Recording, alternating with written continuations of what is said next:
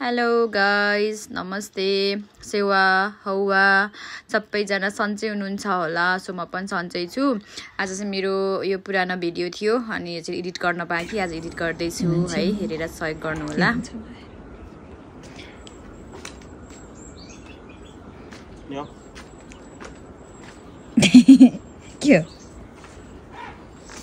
के भन्छु सुन्तला कसलाई तिमीलाई नै कसलाई यस्तो छैन न उ त्यो फ्यालिरहेको छ भुइँमा कसलाई दिएको भुइँमा फ्यालेर कल एउटा 12 मासु फल्न थालेछ कहिले फुलेछ नि फलेछ। मेरो जस्तो बुढाको कसको छ बिहान बिहान सुन्तला लिएर भुइँमा थुपार्दिने के गर्दिने सुन्तला थुपार्दिने हातमा दिने हुन्छ होला भनेर यहाँ कत्रो आश गरेर म भिडियो लुकेर बनाएर बसेको कि भाग र कर्मले रहेको अझै छ यस्तो थुप्रै। थ्याङ्क यू एन्टिलाइट राम्रो एन्टिलाइट चप्पल चुट्यो। सो मेरो चाहिँ चप्पल चुट्यो, अब टाँसेर लाउनु पर्यो। पहिला बच्चा बेलामा खुब यसरी लगाइन्थ्यो। गाउँघरमा यस्तै हो कि कामले गर्दाखेरि बजार जान पनि भ्याएको छैन नि त, अनि म चाहिँ अब यो चुट्टिएको चप्पललाई नै टालेर लगाउने हो। अब केही टाइम त काम चलाउनै पर्यो होइन।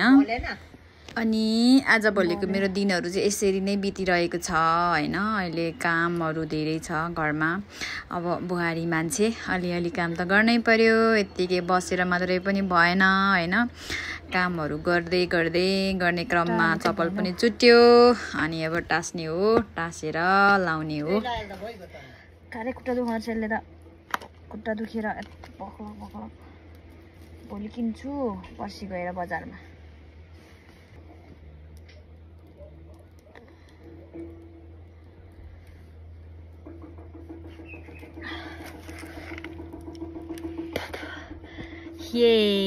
अब लाउने हो चप्पल।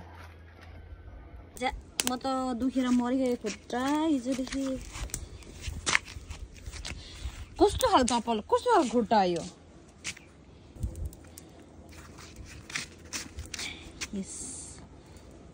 भइहाल्यो नि। यो समयलाई म कसरी लिऊँ होइन। अब घरको काममा नै व्यस्त छु भन्नु पर्ला। अब खाजा बनाउने टाइम भयो, सो म चाहिँ अब आलु पकाउने हो।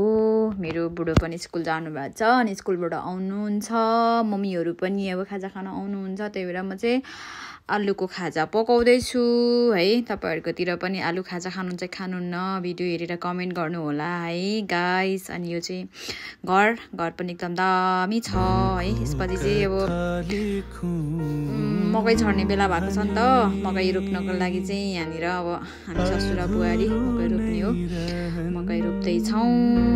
अनि हाम्रो पापाले चाहिँ गोरु नाड्दै हुनुहुन्छ।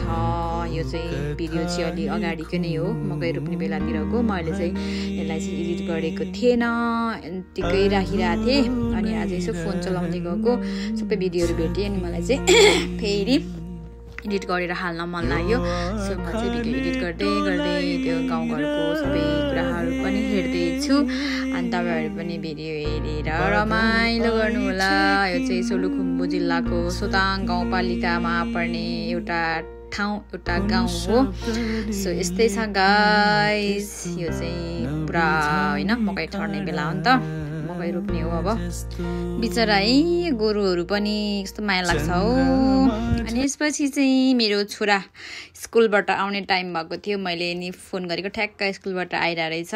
अनि उसले चाहिँ मामु कहिले आउने भन्छ फोन गर्ने बित्तिकै, अनि घर देखाउनु भन्छ। अनि मैले चाहिँ क्यामेरा घुमाइ सबै घर वरिपरि देखाएँ। अनि उसलाई चाहिँ मैले तिम्रो लागि यो फुल ल भनेको भिडियोमा देखाएर हुन्छ, साँच्चैमा पो दिनुपर्छ त अनि पो हुन्छ त भन्दै मलाई चाहिँ भन्दैछ। मामु छोरा रमाइलो गफ गऱ्यौँ। अनि त्यसपछि उसले भन्छ मामु छिट्टै आउनु ल भन्छ जहिले पनि। बच्चाहरू यस्तै हो होइन, आमा बिना त कहाँ मान्छन् त। अनि मैले पनि हस् ज्ञानी भएर बस, म छिट्टै आउँछु ल भनेको। हस् मामु रे। अनि एकछिन बोल्छ, अनि फेरि झ्याउ पनि मान्छ कि एकरो फोनमा बोल्न चाहिँ। अनि म खेल्न जान्छु मम्मासँग बोल्नु है भनेर फोन जिम्मा लगाएर कुद्छ मेरो छोरा अनि मम्मीसँग बोलेपछि अब यस्तै हो होइन आमा छोरीको गफ के यतिकै पनि गफ लम्बिहाल्छ अनि गफसफ गरियो